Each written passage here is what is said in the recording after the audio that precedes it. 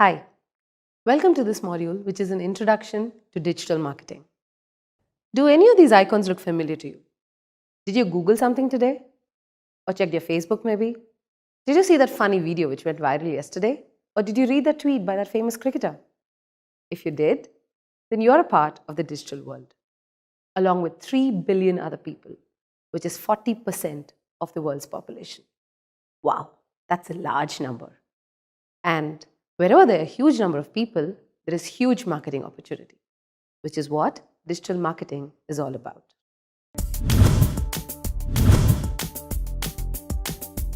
At the end of this video, you will be able to understand what digital marketing is, its scope, the channels, identify the need to go digital, why companies have to include digital marketing as part of their overall marketing strategy, and of course, the basic objectives of digital marketing, what it's used for.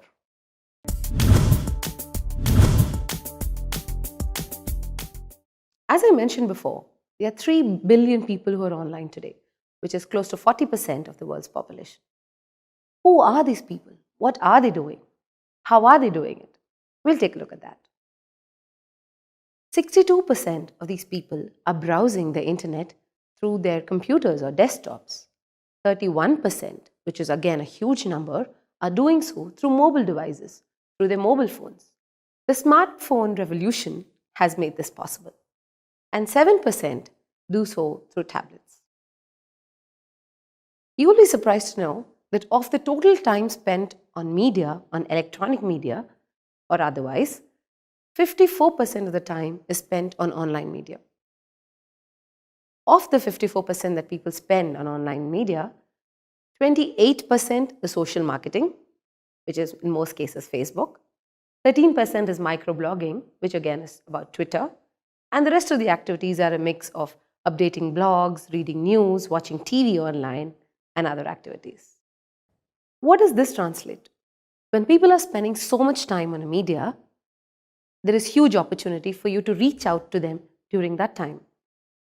And this is a result. If you will see this graph, you will notice that budgets for paid search advertising and display advertising, both of which are fundamentals of digital marketing, have been increasing over the years. This year, it is estimated that there will be a spend of $126 billion. The increase in digital spend is almost 3 times the increase in the total ad expenditure for marketing.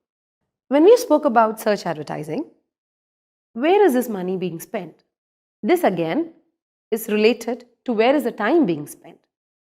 This graph shows you that the Google search engine has the largest chunk, followed by Baidu and Yahoo and Bing. When people invest on search advertising, they put up ads on the search network.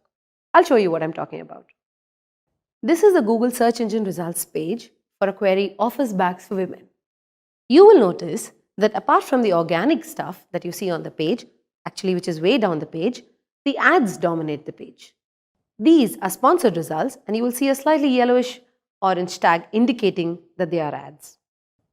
What happens if I have found a website that I want to go to and then I leave the search engine page? This is what happens. In this case, I was looking for sites about cakes and baking and I came to this website. But there's an opportunity for me to see an ad here as well. So there you go, houses for rent in Chennai.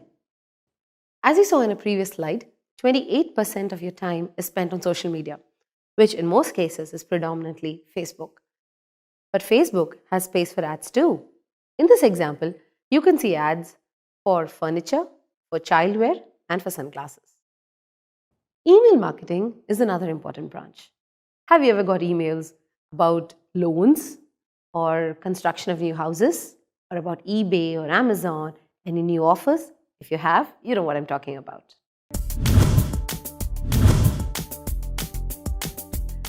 Why are 3 billion people online?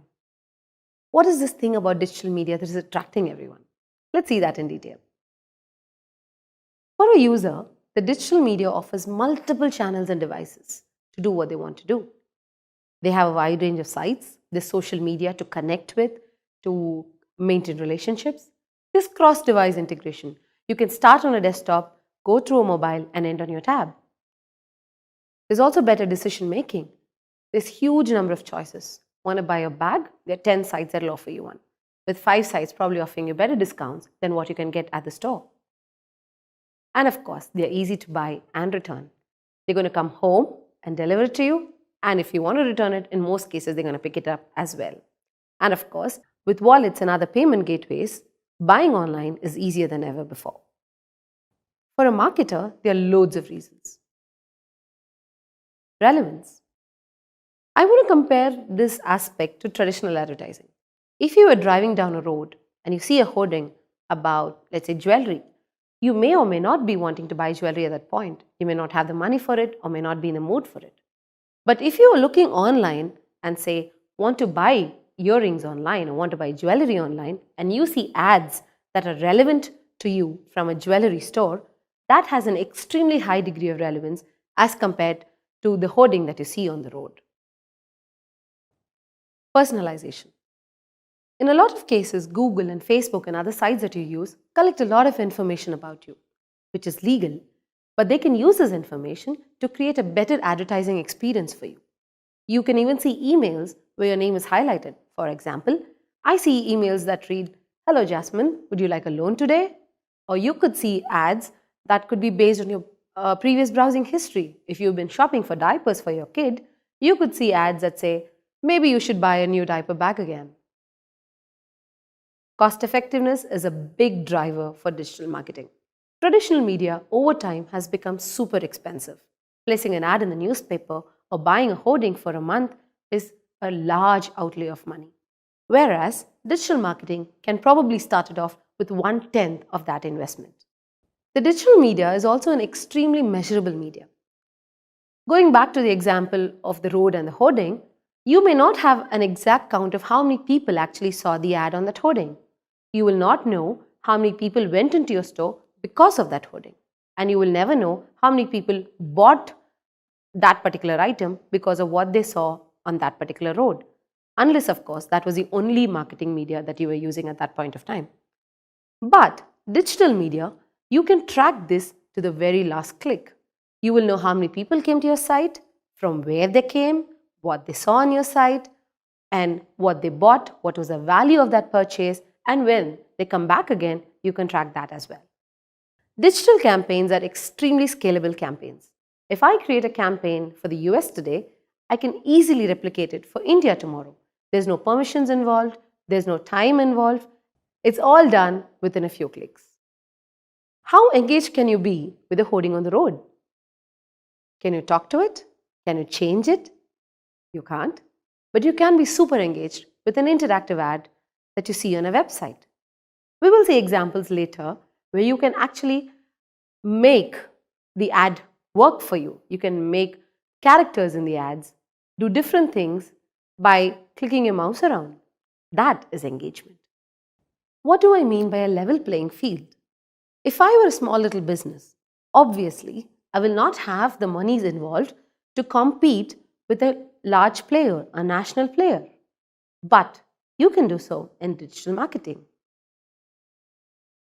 You can actually decide where your ads will show, to how many people they will show, and if your ads are of high quality, you might actually end up paying lesser than the bigger players in your market.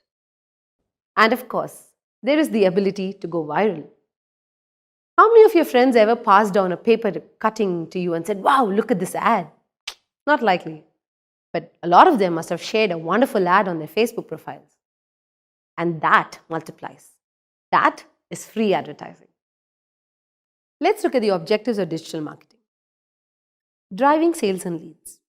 This is direct response marketing, where your campaigns will get people to buy something from your website.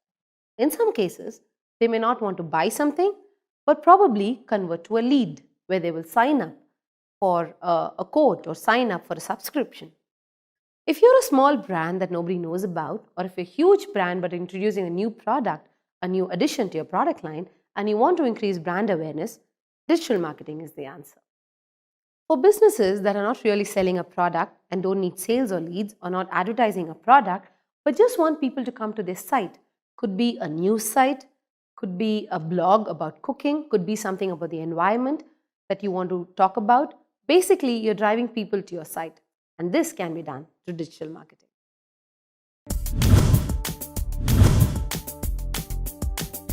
User behavior is an important factor in advertising. There is a difference between how it is treated in traditional media and digital media. Let's look at a few factors that matter in digital marketing.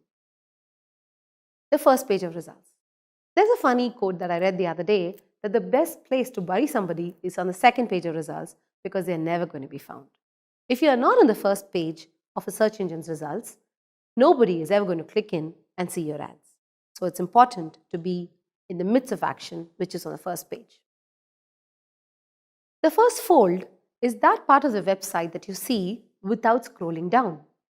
Again, most people are not involved enough to scroll down, and therefore, if you want your message to be heard, it's important to be in the first fold. We need a right mix of text and images. Too much text will make it look like a newspaper, too bookish. Too much images will look like clutter. In fact, there's a term called banner blindness where the brain is attuned to tuning out stuff which looks like too much of ads. So you need to have the right mix of text and images. Clarity of content. Somebody who comes to your website needs to understand what your website is all about. He shouldn't have to be clicking through 5 or 6 links to get a gist of what your site is about. It needs to be there, upfront, clear, and easy to understand. A call to action is a signal to the user about what he has to do. What do you want people to do when they come to your site? Do you want them to buy something? Do you want them to sign up somewhere? Do you want them to give them your email ID? What do you want them to do? Unless you tell them clearly, they're not going to be able to understand. Quick and easy navigation is a very important factor. Have you ever been to websites where you try hitting the back button and you come back out of the site? If you have, that's terrible, isn't it? A user needs to understand how he can move from one page on the site to another. A prominent back button, a home button, all this will help. Security. Security is a major concern because there's lots of commercial transactions happening on the web. You put in your credit card details, you don't want to be phished, or you don't want to end up spending a lot of money unintentionally. So security is important. Invest resources in creating a secure atmosphere for your users. Responsiveness. In this world of social media, where people expect you to talk back to them, brands have a very important responsibility of responding back to the user. If somebody posts on a brand's page that I didn't get this product or it was bad, it becomes important for the brand to respond back and say, we're sorry, we will look into it. If you don't, that leaves a very bitter taste in the user's mouth. So watch out for responsiveness.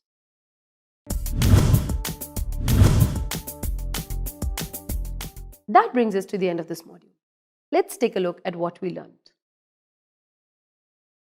We learned that exponential growth on the digital highway or the digital world is a huge opportunity for marketers. Users can be reached in various channels: search, display, social media, email marketing, and more. The benefits of digital marketing are numerous. A few important ones are relevance, measurability, and scalability.